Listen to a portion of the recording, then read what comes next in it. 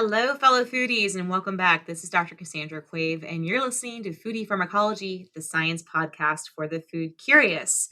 Today, we're going to take a journey deep into the Arctic. Our guest is Sue Aikens, and she is a star on Nat Geo's Life Below Zero show. It's an 8-time Emmy-award-winning show. Sue lives 200 miles north of the Arctic Circle at a remote camp and airport called Kavik that she maintains and owns. She's been there for more than 23 years and has survived a bear attack, months in dark winter with no heat. The closest town to her is 500 miles away, and there are no roads, and she's the only person in this population between the two. She hunts for her own meat, does her own stitches, and never stops learning. Sue, it's really great to meet you. It is so nice to meet you. Thank you for having me, Cassandra. As a little girl, I always dreamt of going to the Amazon because of all the plant life, but I never thought about the Arctic, but this really is a great frontier. What is it like living in the Arctic? Living here, there's the saying, if you don't like the weather, wait 5 minutes or fly 5 miles, it's going to change. And it's true. It's an indicator ecosystem, which means when the planet's going to start having big changes, you're going to see it first here. They test the fat count on the polar bears, different sea mammals to see what's in our water, what is affecting our food chain. My thermometer only goes to 100 below zero, and it's been markedly colder. You add wind to that, and you can get up to 200 degrees below zero. And that doesn't mean I get to stop my chores. That doesn't mean I get to cry about it for a few days. If something breaks, you're out there figuring it out. And so the environment itself, when spring comes, it's very short and sweet, but all of a sudden you have this white existence that goes brown and then overnight blooms. And for 2 weeks, it is the most riotous bunch of color. But for me, the doctor is 500 miles each way. The grocery store, 500 miles each way, and I have to pay somebody to shop and then 12,000 to fly it up. I better know what's edible, what's medicinal, how to use it, and what to avoid. It's an ecosystem that never stops gifting me with new things. That's incredible. Well, I want to get into your diet because this is a show about food, and I know that you hunt and let's start with the spring because this sounds like such a fun, short but beautiful time. What types of plants do you find in the Arctic to eat or to make medicine from? Well, there's all kinds, and I grow. A lot of my own. I don't have trees here. I'm 200 miles above the tree line. I do have willow, however, and the willow plant, you have salic acid in it. As humans, we go acetylsalicylic acid and we mass produce aspirin. But it's a pain reliever, it's a blood thinner, good for your joints. But for me, I can strip that bark, soak it. There's birch plants. I've got birch leaves. There's a lot that you can do with that plant. It's high in vitamin C. Out here, people think that scurvy is something that you hear about and arg, the old pirate days, you may get scurvy. But it's an actual real thing for remote people. You need to make sure you're getting your vitamins. Where are they going to come from? And nature will always provide. For the Eskimos and the native peoples that whale blubber is high in vitamin C. Most people don't know that. The pine family, the spruce family, 100% edible, high in vitamin C, antibacterial, microbial, and viral. The inner bark is a source of food. If you can't find any other food, chew on it. You're going to have a movement later on you're going to remember, but it will fill the beak and be healthy for you. The willow, high in vitamin C. And it's also an indicator for me. I can take that bark. If I can split that bark with my nail and peel it, you're right in the middle of the good weather. The plant is not worried about winter coming in. And then all of a sudden one day you're going to try to put your thumbnail in and take a little piece off, and it's going to be held so fast. And it may be 75 degrees up here. But that plant has been around a lot longer than myself, the DNA has, and it knows winter's coming. You better start looking for what can I use for a vegetable? You have chamomile. I have a lot. I was attacked by a grizzly. You can see some of the scars here. I don't know if you can see it or not, but you can all along your neck and shoulder. I had to sew. You can still feel where the teeth went into the head. But to say the least, the bear tore the hips out of the sockets multiple times. But arthritis. Wow. Now I'm over 60, so arthritis is a major concern. I have some relatives of the balsam poplar, and they're probably 20 miles away up towards the headwaters of the Kavik. But I can harvest those in the winter. I can harvest some of that plant, and it's just ripe with the sap, and I can make my own balm of Gilead. Go ahead and read Okay. the Bible, and that's an incredibly important salve, almost worth its weight in gold. Wow. And I don't profess to know everything, although I'll keep talking like I do. But I've never been a person afraid to ask, what do you use this for? I see you're chewing on something, but I always thought that was poisonous. What the hell are you doing? And it's, if you take the seed out, then you can use this with it. And I've got a way. I am about as attention deficit as it gets. Will I always remember to take the seed out? Probably not. Yeah, we'll pass on that one. Well, that's my question too, is so how did you learn all this? Is it just through chatting with people and trying things, or through reading books? I know a lot of our listeners are interested in trying to come up to build strategies in foraging and making medicine. I think one of the most important things that we can remember as humans, as good people, always remain teachable. If you know everything already, what is there left to learn? Leave the ego at the door. Some people say, I come with so much bag, set that Gucci stuff down because it's not doing you any good. Examine it. That was fun to wear. Leave it because you can't take it with you. It hinders you. I had a very unique upbringing. I was brought to Alaska and then abandoned here. And without going into a lot of details, it became very important for me. And it's my inquisitive nature. I think in pictures, I think in movies, and I would always ask, what are you doing? I spent time in Fort Taunton, North Dakota as a child also. And I would at Pat White and Wasu Duta, medicine men from there. And I would ask them, what are you doing? What did you use for this? What about that? And so they would just let me tag along. But I've never been afraid to ask somebody, tactfully enough, which sometimes is hard for me, but what do you know that I can learn? Can we barter? Bartering is huge up here. It is difficult to be a remote person and make a ton of cash, but maybe I have something you would like, or knowledge base, and that is worth something. So how can we trade? It's great. Seal oil, it's a huge cure-all for a lot of things. Good for your digestive system, so many minerals in it. I collect sea moss and make sea moss gel. Went to the Arctic Ocean in the middle of the winter and got salt water. I've got a lot of different flavors of it. Got a lot of sea salt. Yeah, sea salt. And if you wait, like here, the first, your water, your ocean water, a lot of salt, a lot of H2O. That H2O is going to freeze faster than the saline will. So if you wait long enough, drill deep enough, you're going to have a very high quality salt product. And it has so many nutrients in it. It's got, well, I think 100, 101 of the 102 that they worry about. Don't go ahead and drop a couple. It's got a lot. But I make my own sea salt, and then I flavor it for different things. Maybe aromatically, if you wake up in the morning, a little shot glass of water and chew on a couple of those crystals, your hydration is guaranteed. Your nutrient content is instantly upped. The doctor is a 500 mile to town and 500 miles back after my appointment. That's 12,000 each way. There's not much I want to see a doctor for that I'm willing to give him 24 grand. Yeah. So I need to learn and maintain my base of knowledge. Incredible. I don't know if, I'm sure this is a painful subject to talk about, but I'm sure many people listening to your story of surviving a grizzly attack. How did you, number one, how did you get away from this grizzly, and how did you treat these very, I'm assuming, very deep wounds that left these scars along your shoulder and your head? I can talk about it some. You're right. It's not my favorite subject. If I keep it more in the third person, it's not as bad. This is a number of years ago now, and out here, I have 2 sheets of paper in the other room, and Fish and Game and the feds keep track of some of the bears, the grizzly bears, and they keep track of all the polar bears. And I don't have black bears up here. I'm far too north. I'm only a few miles from the Arctic Ocean. But a bear, if you get attacked by a bear, you did something in their language that incurred their wrath or their attention.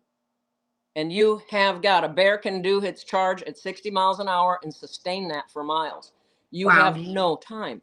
There was a juvenile male The girls, you got a young Randy male bear, just like a tween, and there are parts of their bodies that are noticing, hey, girls aren't always creepy. I don't see many cooties anymore. And the only way the girls are going to mate with him, he has to be an alpha. They're not into the beta thing. It is all procreation of the best part of the DNA. So this bear, he was maybe anywhere 4 to 7, maybe 5 to 7. And he kept burying a caribou on my helicopter pad and destroying things. And that is a sign he wants to take. How does a bear go from beta to alpha? You got to subjugate a larger bear, an alpha, or you've got to kill them and steal their section. Then you've gained status. The old guy was obviously getting old enough that you were able to kick his butt, and all the girls will suddenly go, oh my gosh, what a man, what a bear. And so this is what he was doing. The bears see me as an alpha. I've been fixed for almost 40 years now. And so I don't really emote a lot of, I don't take hormones. I don't do any of that. I went psycho for 5 solid years, and Eddie and I looked at each other, holy shit, how did we survive that? But I don't put off a lot of the male or female pheromones anymore. But I do maintain my ground. If you're a bear and you're looking at it, all these buildings are dens that they never have to dig. And no matter how clean I am in camp, it still smells like food. A bear can smell from 10 miles away. Okay. So this bear was burying his stuff, giving me my eviction notice. And I went out there. I asked the state, I said, how you want me to deal with this? This is now a huge problem. And they said, burn the carcass or send it down the river. No, but get it out of camp. Be careful. And so I dug it up, went down and dumped it. And this bear just lost his mind. He was blowing up the brush. He's doing a big show in the middle of the river. So I knew where he was at. And over the course of, let's say, a week or so, he kept doing, we had our run-ins. I had to go do my show of force. You do the same things they do. You blow up the brush. You're very vocal. You stomp, you growl, you huff and chuff, and then you drop your drawers and you're going to go to the restroom because that's how they mark. They are scent driven. However, without leaving a lot of scent, I just take straight ammonia. The more ammonia, the more alpha. And put it down. Okay. And that he really has to make his mind. Ooh, this one's maybe a little tougher than I thought. Sorry, ladies, catch you next year. I'm going to go get Bob. He's like 90. I can pick him off. Yeah. But he just took the bait. And I knew I was going to have troubles with him. My river, like now, my river is frozen over 4 or 5 inches in ice already. For me to get water out of the river, I am not allowed. I can't just drill a well. So I have to get it out of the river, pump it up to my water house. I treat it. I have to filter it so many times. It has to be clean. And I wanted to get one more pumping of water before I was done for the season. And when I looked around, I put on a couple of Carhartt suits because it's cold and I'm going into the water. I have to get a hole, pick up my pump, 2 hands. Couldn't see the bear anywhere, set the rifle down and went to work. He was hiding in the cut bank and oh no. He grabbed me and pulled me up into the tundra just south of where I'm talking to you now, maybe 100 yards, maybe not quite that far. And he did what I call an alpha push, and they extend their claws and they're looking for any reason where you're going to put back pressure. It's like if some punk kid keeps dinking you in the shoulder and you finally go, stop. If I do this, that's stop. All right, we're going to town. And so in less than no time, you have to figure out what in the world I challenged him and he accepted it. He challenged me. I said, go to Hades. And he said, nope, I'm coming to Kavik. So he tore this part up. Like I say, you can still feel where the teeth went into my head here and there. He pulled the hips out of the sockets. He would rough me up and push me and then knock me back. He went down over the bank, came back up bluff charging multiple times. An older bear or a sow would have just killed me and went, done. I take it. But he wasn't an educated bear yet. And by the time he didn't come back up, I had trouble seeing because I had so much blood. But I did not remember that I had a rifle down by the river. I just tried to make it into the dining hall. I got in here. Bears have an enzyme that it's not like a Komodo dragon, but it is in the fact that if you don't get it all out, it will continually erode and infect. So this mark up here, I did the best that I could. I cut it, scrubbed it. My dining hall was set up a little, that's where I am right now. was set up a little differently. I grabbed the air-to-ground radio. I called for help. I said, this is Sue at Kavik. I've had an incident with a bear. I need some help. And one of the oil fields answered and said, hey, this is a secured channel. And I'm like, it's 122.9 U. And it's now been like 15 years and they've never talked to me again. And I'm like, Sue, you got to quit swearing. Damn it. I've been attacked by a bear. Come and help. It's like, who cares what channel it's on? And then we had analog phones back then. Now it's all digital. And I tried calling the troopers. I got their answering machine. I didn't know that they had problems and went down. They were all right, but they couldn't get me. And by the time they did, it was closer to spring. And they're like, oh, they said, we didn't know that you had serious issues. You sounded so calm. And I'm like, if I'm hysterical, what's that going to solve? But I called 2 other people I don't remember calling, but I had to get everything cleaned. I keep my own suture kits. I sewed this up. It was not very pretty. I later had another accident and I asked the doctor, I'm like, can you just straighten this up? Yeah. Thank you. And this one still infects here and there. This here, I just try sewing yourself up. You have to take your hair. You have to do things. So Sue, you did this yourself. You got no medical care in the end because nobody could pick you up. Is that what happened? I'm not there yet. Okay. Now I'm on the edge of my seat. I'm like, oh my God. But I put on other clothes. I knew the bear was still alive and he gave me a very serious eviction notice. And I knew I got the hips back in the sockets. I put 2 gun belts around my hips and tightened them as much as I could. I grabbed another rifle. I just announced over the radio that I was going out to take care of this bear. I need assistance. Then I went and found the bear. He was in the place that he always brought, was blowing up the brush. I shot him. I GPS'd it. No idea why I did that. But on the way back, the hips gave out. I drug myself into the dining hall, and it took 10 days before somebody found me. I was taken to town, and they said, you're either going to Portland or Seattle. Where do you want to go? And my then spouse's parents, he was helping his mom, and he was in Portland, Oregon. So I went to Portland, Oregon. And later, of course, as I had some spinal surgery, they did what they could to get the hips back in, some therapy. And I'm not a big fan of a lot of the opioids. I'm not a big fan. I have to have my mind. If you cloud my mind, the rest of my life is not worth it. So I was telling Eddie, go get me some pine, go get me some willow. Are you hearing me? And I'm used to eating clean meat. I'm not used to storing meat. Now, I love food. I'm a big time foodie, even on the show. When I'm cooking things, I'm out there with a torch in the field, taking off the hooves of the caribou, getting their foot joints and their knees, and I'm making aspic. And I'm explaining this was actually, go to the Depression, people were preserving their food in aspic. You have those really funky looking salads they're florally beautiful. You have chunks of carrots and chunks of this and chunks of meat.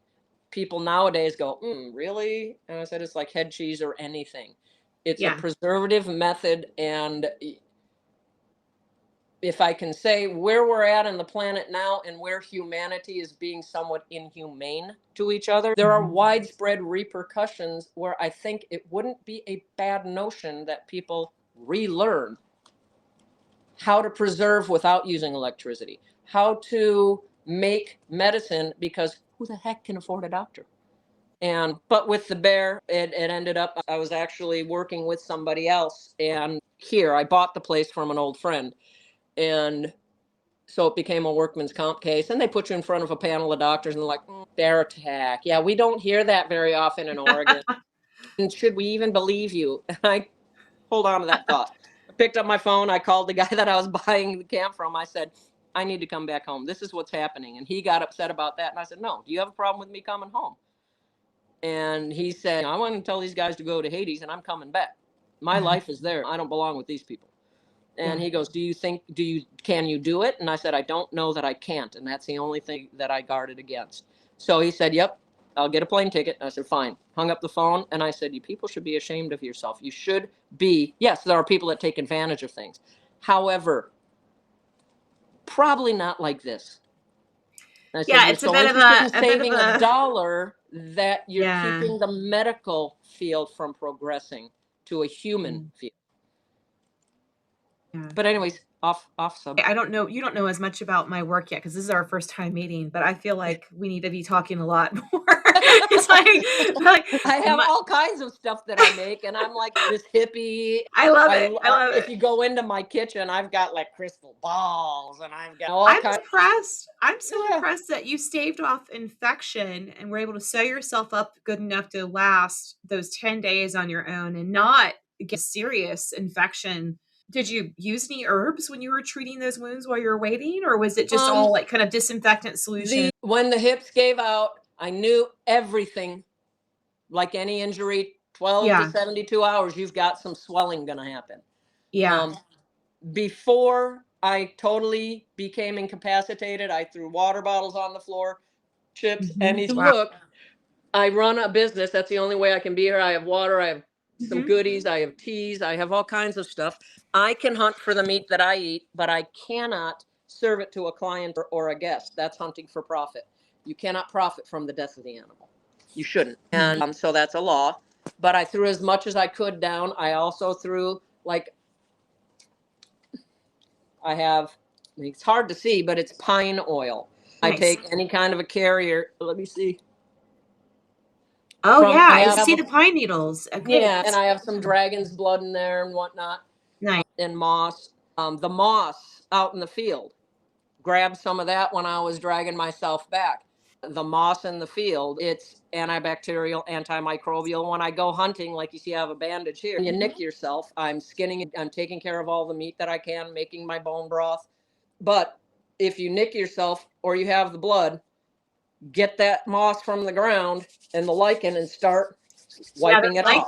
Those lichen have good, some of them have very good antimicrobial properties. Yeah. That's incredible too. You're one tough cookie. I'm sure you've heard this many times. Some people say I'm a tough cookie, but I'm not as tough as you. Like, really, I hadn't noticed. That's amazing. So I was wondering, paint us a picture of what life is like at Camp Kavik. Like, what does it look like when you step outside your door? You said the river is nearby. In a typical day throughout the year, is it usually heavy with snow around you except for those warm months? Like, what's life like, your day to day? There is no typical. That's one of the first things I try to qualify for people. It is a very volatile ecosystem, capable of just wild changes. The way it's even set up, there's no earth here. There's no dirt. So I have to import or create my own dirt, or I have to do hydroponics. And I try to mimic the Arctic. Nature doesn't get it wrong too often. So how do the plants and everything grow? How it works here, you have permanently frozen ground. You got X amount of ground that is just ice. And then you have round rock on top of that, maybe some silt. And then you have your peat layer and moss, and your plants above it. And that peat is an insulative layer that keeps the frozen ground frozen and the heat up here. And in the winter, it's going to keep this at a constant and 100 below up here. I can have the biggest storm I guess I've had. It's classified an Arctic desert. We get 8 inches of precip, supposedly, no matter what form it falls in. However, the planet is changing. And people are like, oh, you believe in climate change. You believe in global warming.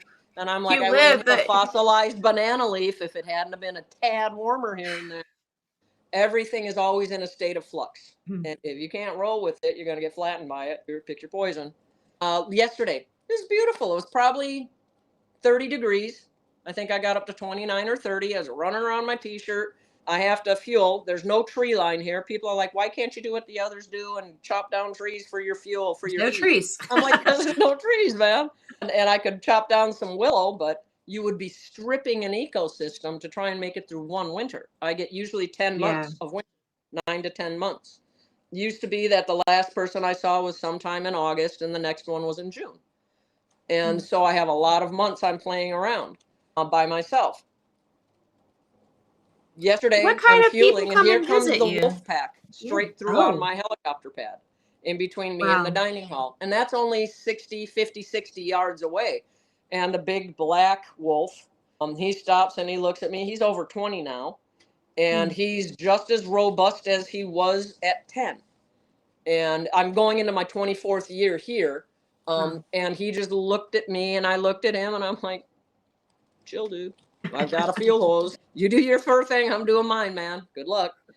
At any point, you are reminded you are not top of the food chain, and it's not really a contest. I have my little piece of camp marked out, going with the foodie pharmacopoeia thing. In my lifestyle, it is incredibly important to understand how the prey, how and the predators understand food. Anything that is scent driven, like a bear, a wolf, a wolverine, if I want to dissuade them from coming into camp, it's a long process. And I used to go through about 400 pounds of coffee a year. I'm big into my coffee. I have every coffee maker known to man and then some. I've created a few. And I like good coffee. Life is too short not to have good coffee. Same with the teas. But I take all those grounds and I offer people. I do a lot of baking. I used to make wedding cakes and deliver them in small planes for any of the villages. And you're talking 400-mile trip. There you go. Good luck. Hug each other. Be kind. But I take all those grounds, and a bear's nose can smell, like I had said, from 10 miles away, sometimes more. Polar bears are even more. So if I'm dumping coffee grounds out, they're acidic. Even if I've used the parts I like, they are still acidic. So I start sprinkling them all over my perimeter and on the pad and around my buildings. And I put bleach on the buildings. And that smell, it will not stop a charging bear. If you have enraged them or done something incorrect in bear talk, you're going to tango. Yeah. But if they're walking by, a bear's going to go, oh, how do they? You smell bad. How do they live in that outhouse? And they kind of give it a wider berth. Once you have several, 5-6 years of them with a path that goes the other side, you've now created a safer zone. Not safe. You're not top of the food chain. And I chose, when I came here, I had a 400-mile trap line before. I haven't trapped an animal in 30 some years, but I decided I had enough fur and there's no reason. I eat everything I trap, and there's no matter what the animal is, unless it's a certain part like a polar bear liver, you can adjust, soak, change how you handle it, and you'll be able to consume it. But that's the highest form of respect a hunter can do. Yeah. Other than looking at the species and saying, they're wrong. There should be no hunting of this species at all. They're allowing something which will decimate that. And your ethics is the other important thing you need to bring. And those are endangered too. But don't even remember where I was going with that. Oh, yeah. We were talking about, understanding how they eat. The caribou I made last year, I made a blind, and I name everything. So I created this out of old PVC pipe, this portable blind that I could carry with me. In the winter, it's all white. I go walking around with I have crazy hats that I wear that kids give me. And any animal is going to see that and go, ah! A caribou is going to look at you. They know anything God makes that plentiful is on a really low place on the food chain. And so people say they don't have good eyesight. I disagree. They look for characteristics from far away. They're going to look to see, is there hardware above its head? Okay, that might be one of us. Ugly cow, but it is a cow. And then they'll look and say, does it have a white mane, some tan coloring, and a black dorsal stripe? Okay, it does. It's one of us. Needs a beauty day, but it is a caribou. And it's not as alarmed and doesn't run. So that's what I based their sight, their vision on my thing. And it worked beautifully. Now I'm getting ready to do another one, but it's for a bird in mind. Now, if you think about it, a bird's eye view, it's very sharp, very crisp, very 3D. They are able to look in a more full dimension, where the caribou are more two-dimensional. And I'm doing another kind of a blind, which will envelope me entirely, but it will have 3D qualities that I get from the tundra, because if they see something 2D, they're going to be like, I'm sorry, that's like Flat Stanley, not buying it. But if you can add some texture and utilize their own vision, they'll be like, George, wondered what happened to you. And they'll feel more comfortable, which gives you the time. I have a Safeway that migrates. So if I don't make the most of what's here, you better get used to licking the tundra. Yeah, that brings up another question. I know you hunt for a lot of your food. You gather plants for making teas and medicines. And do you get bilberries or cranberries that far north too? Like for those kind of fresh fruit? Yeah, sorry, I used my ears and I'm hearing clink, clink, and I'm like, what the hell is that? Uh-oh, what's going on? Yeah, if anybody is, I do have some bears that are down by the end of the runway, so it is possible they come up. I get bilberries, I get blueberries, I get cranberries, high and low bush. That's great. Most everything was about this tall on the Yes, tundra. tiny. Now, because of the climate differences, things are growing really tall. And we've had some major earthquake activity, and that opened up more springs. So it's been an exciting time here. It is not the first time it's happened, but it is happening really rapidly. And I was going to bring up one of the things the Army does a thing called the Cool School. And they teach some of their military, we're going to drop you off. You don't get any food. Survive. And poof, it's 30 below zero or whatever. And they drop them off and good luck. You got to make it to this point. How are you going to do it? Yeah. Where's your shelter? What are you going to do? You have a pack of bubble gum and a shovel. And I would take, when they would be here, I would look and I say, what do you notice if you're looking across the snow? What do you see? And they're like, snow. And I said, bring it in. What do you notice? A lot of drifts. Perfect. And I give them a picture of what it looked like in the summer, what it looked like in the spring, in the fall, in the winter. And I said, so here's your berry plants. Our winter comes in so fast, the berries freeze solid right there, and they're still there. So Wow. look again. Tell me if you can see a difference in the snowdrift.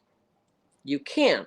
This plant will create this kind of a long drift. This plant will make a hump and then one. These plants will be like this. So once again, look at the good picture where all the berries are all cute. Look at what it is. It's red right before the fall. And then, bam, it went to 20 below. Where's your food? And they were able to go out, and based on the shape of the drift, you can find some of your food source. That's incredible. That's incredible. It's like fresh, flash frozen. Yeah. And even in the spring, when I get a bird, I open the gullet and I look, and I'm looking to see how big are the twigs that it's eating. Does it have berries? What is it consuming? Because that will tell me where to find them. Okay. If they have the little rocks in their system, they always pick the same calcium carbonate chip. So I take those out, clean them, throw them in a jar. Then when I want to go hunting, I'll find a likely area and I'll take a little handful and I'll scatter them. I have no idea how they know to look at, on a white background, they're finding white rocks. You go. But it's that 3D thing again. And they all come in, thump, thump, thump, thump, thump, thump, thump. And I don't have to stress my body at 40 below trying to find them. I brought them to me using their own system against them, yes, but I'm working with who they are instead of forcing myself to be dominant. Yeah. Well, this is incredible. As you're speaking, I'm thinking about you have all these visionaries that talk about life in outer space, colonizing Mars. And yet, I would bet many of them have never. I will offer up. I'm just putting it out there. I know. It's like I'm just like wondering, have they thought about what it's like to live in extreme environments like where you're living? This is probably one of the most extreme environments on Earth. Unless you're like in the middle of the Sahara, maybe those would be good two competing places. Like how do you survive? Yeah, exactly. They're both deserts. They're both limited on when and how much of the water they get. And like here, when everything melts in the spring, huge flooding. It cannot go down into the ground like if it rained like heck down in California, it would soak into the ground because you have dirt. We don't have that. It's ice. So it's going to go rushing to the lowest point, which is generally our riverbeds. And it can't go down again because of the ice. So it'll bust sideways, and I'll have a 5-mile wide channel for part of the year. And then it goes back down to these little thin, straggly pieces. Wow. So how do you get around outside? Are you like hiking? Are you skiing? Do you what's the best way that you think when you're out and about? It depends on, I've been at Kavik in my 30s, 40s, 50s, and now I'm in my 60s. So I've been here a while.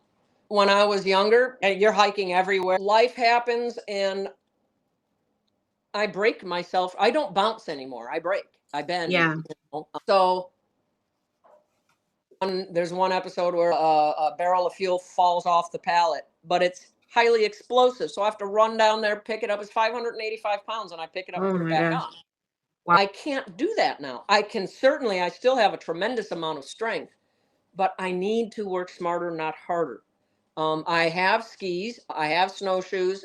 I did one episode, and they were the ugliest snowshoes you've ever seen. But I talk about how this is what you're looking for. You're going to have to warm it up because it has to be pliable. If you can't do that, do this. And you explain the mechanics of, if you have 2 feet and you're walking, all 200 pounds of me is going to post hole. Once your foot gets caught, every predator that watched you is going to come and have dinner. Yeah. Don't do that to yourself. Flatten yourself out and distribute your weight better. Same thing if you're on the river and it starts to break. Change. If you're standing up, you've got too much weight in one area, lay down and roll. Get the hell away. Tuck and roll. Wow. But I ski, it depends on the conditions. Here, it takes absolutely no time. You can think it's beautiful, it's sunny, it's this, and boom, you've got 0. You've got no miles of visibility, nothing. You look like you're in a glass of milk, and you don't know north, south, east, or west. I'm in a location where the magnetics and the electronics don't always happily get close to each other, and it can knock out my GPS. So you better know some dead reckoning. You better be able to always know, when is it too much? When have I just boned myself? I've bought vehicles now, and I saved my money and got myself a Sherp, did a few things for them and got a reduction in price. It's an incredible vehicle, 72-inch tires at maximum. My biggest goal in life is to be the warden of Kavik, help the Arctic survive. If this goes down, the rest of the ecosystems are not going to survive. In bad shape. And every single part of it is important. So the vehicle that I have, it has between a half of a PSI and 3 PSI maximum at full inflation. So you've got, at 3 PSI, your average vehicle is 28 to 35 PSI per tire. I am a minuscule amount of that. So you can bend the plants, but you're not killing them. I took my dog's toy and put a ketchup bottle in it and ran it over. My dog was traumatized. He's like, why did you do that? Because I was showing people you can run it over and you're not going to kill it. He just took it back like psycho. That's good. But Wow. so I have different tools. It's like anybody, if you're a housewife in a city or anywhere, pick North Dakota, and you have kids that are into football, and then you're going to go do bingo and you go to church on Sundays or whatever your bent is. In your tool arsenal, you're going to have different outfits, maybe some accompaniments. You might drive the Lexus to the school board meeting, but kids get in a minivan. We got 4 games to watch. So you have the tools you need to perform the job. I have snow machines. I had what I used to call Little Red. It was an Argo, a type of a machine. It was so great, but they discontinued it. No more parts. It's done. I'm going to work with one of my grandsons. I'm going to teach him mechanics so that we're going to learn, how do you take a full block engine and put it in a little tiny machine. Just because you bought it and they designed it doesn't mean you can't change it. Bust out the welder, get the gasoline away from it. Now we're going to make a bigger cage, and but if you change the power coming out, you have to change the transfer of that power. So I think it's important that boys and girls, and I guess I don't understand the whole binary, non-binary, all of that. Whatever you see yourself as, learn how to cook. Learn how to take care of yourself and others. It's always be kind to your mind. Your mental health is as important as anything else is. But then learn how the mechanics. Learn how to do plumbing. Learn how are you, if we have mass floods, earthquakes, whatever, or this inhumane treatment that we're all doing to each other, what if our water system goes down? How do you purify it? These are things I think are key to be teaching our youth, because you don't know what the future holds. And I'm not somebody that's, oh my gosh, I've got to prep because, gee whiz, we might die. No, we're all going to die. Nobody gets out of this gig alive. But let's do it as wisely as we can. And if you don't remember the past, you are going to repeat it. Let's make sure it's something worth repeating. It's amazing. Yeah, this idea of living in harmony and also having some sense of self resilience and self reliance is, I think, it's skills you said that could learn from. And Yeah. people, oh, you have been told, oh, we always, you're so nice. We thought you hated people. I never said I hated anybody. I don't want to live with y'all. You know, I'm gregarious. I have a wide vocabulary. I speak 7 languages, but that Well, doesn't mean that my forte is living long term in a big city. yeah. I have to ask you, tell us about the types of visitors that come out because I'd imagine that Kavik is like really an amazing resource for scientists, for people trying to understand the Arctic. Do people come out? That's really where my bent is. Mhm. Anybody can come for any reason. It's like a twisted bed and breakfast. It's an old oil camp that I've Okay. turned into sort of a bed and breakfast. The flying is an insane price right now, which, I'm working on how do I rectify that so it's available for more people to come out. But the scientific community, they need a place to land.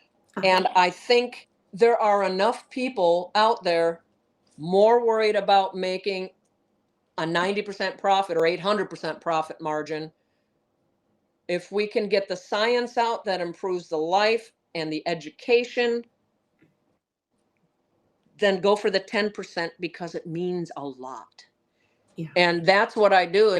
If there's another gentleman and his wife, they come out and they do some science with the fish, and we've had a lot of fish things going on. But they just don't have the money. And so I said, I tell you what, you come out, I'll drive you around in my vehicle. I'll help get you here. And what can you afford? What can't you afford? Okay, you eat with me. I'll deal with that. If you got some funky diet, I need to know about it. I don't mind. And people, because I hunt for meat and I have dead animal decorations around, they're like, oh, you probably don't do the vegans or the vegetarians. And I'm like, of course I do. It doesn't matter to me, what people, how they want to eat. I respect everybody's own life choice. I can't feed them. I can, if I'm cooking myself caribou steaks and you're here, I may say, hey, do you want to eat with me? I can't charge you.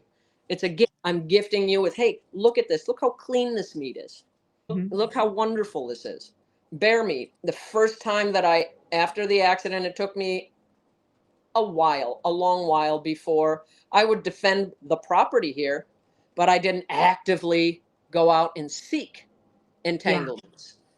But there was a bear that came through and this is enough years ago, I had a dog named Ermi here and she was in her doghouse and this bear came through. She dove in her doghouse. It tore it from the chain I call my building I live in the Twinkie. It's long and yellow and filled with goodness. It's a Twinkie. But it tore her house off the Twinkie and battered her around on the pad.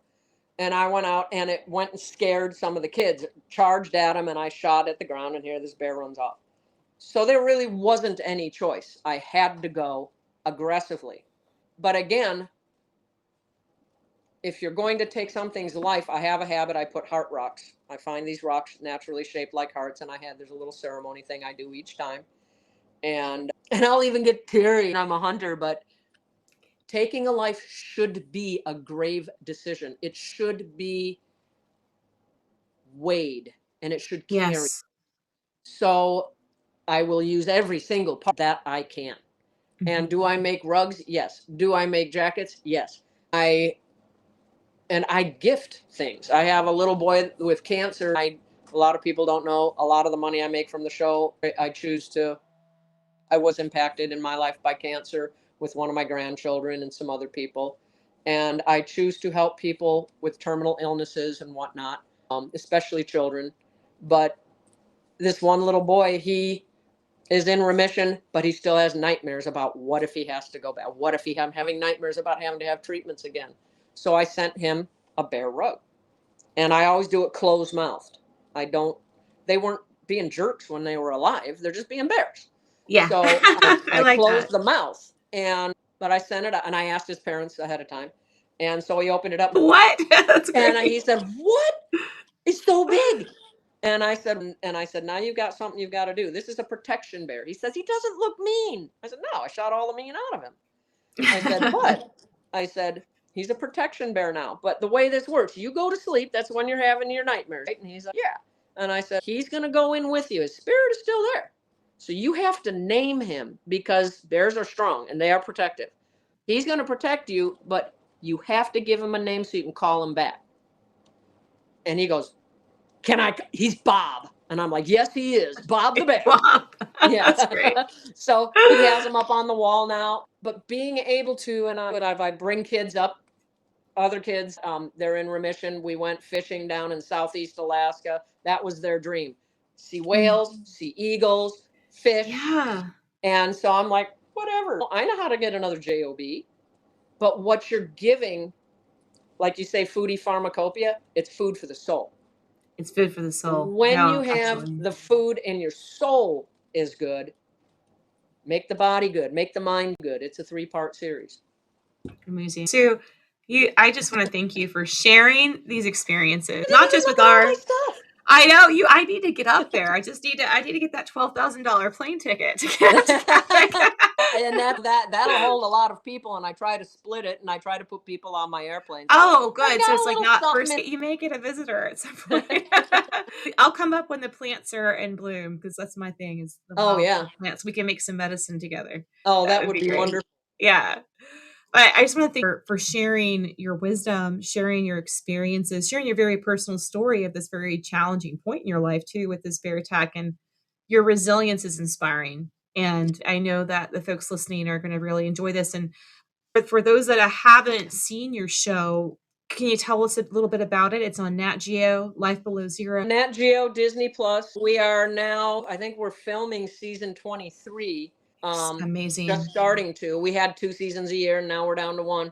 And it follows the lives of a few of us that have chosen remote, off the beaten path, unique lifestyles that come with hardships, and it follows the why. It's not scripted. They don't tell me what to do. If they did, I would swear less and kick things less.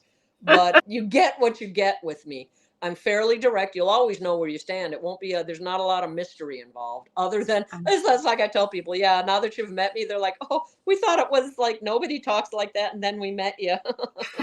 Yeah. And I'm like, yeah, there's not a lot of mystery in why I'm not married. I call you a straight shooter. I like that. I like people that are straight up. That's how I operate too. So be great. Well, thanks so much, Sue. I really appreciate it. Thank you. I really appreciate it. And yeah, we'll get you out here. But the best time for plants, I will warn you, is the best time for mosquitoes too. Hey, I'm from South Florida. I can handle mosquitoes. There you go. Bears, on the other hand, I need some help with. You've been listening to Foodie Pharmacology, the science podcast for the food curious, available here on our website at foodiepharmacology.com. You can also check out the full video version of this episode and others. I encourage you to do that. You can see some of Sue's amazing goodies on the video version on our YouTube channel at Teach Ethnobotany. I want to give a big shout out of thanks to our producers, to Rob Cohen and Christine Roth, for putting on a great show for you every week. And thanks to you all for tuning in, listening, and sharing this and other episodes with your friends and family. Thanks so much for listening. Stay healthy out there, and I'll see you next time.